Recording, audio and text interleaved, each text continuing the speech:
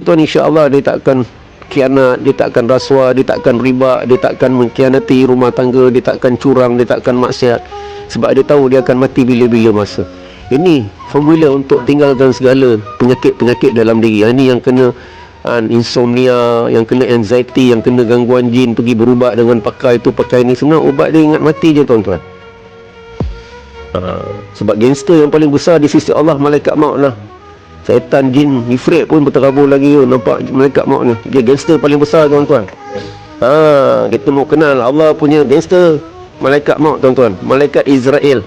Ketika Allah perintah beberapa malaikat untuk ambil tanah bumi nak jadikan jasad Nabi Adam, bumi ni pun dia kata tak payah ambil aku, nanti jadi manusia buat hal pula kat bumi. Dah jadi manusia besok dia ingkar, bumi tak bagi.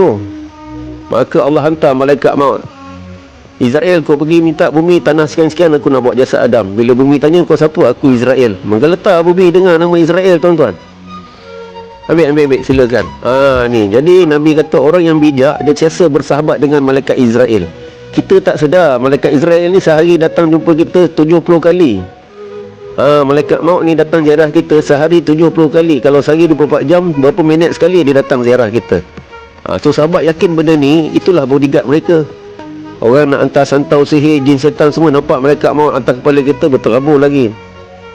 Ini gangster Allah yang paling ditakut oleh seluruh makhluk, malaikat maut lah. Hilang segala kemanisan, hilang segala keinginan nak maksiat, hilang segala janda-janda, hilang segala skandal-skandal bila fikir matilah. Betul tuan-tuan.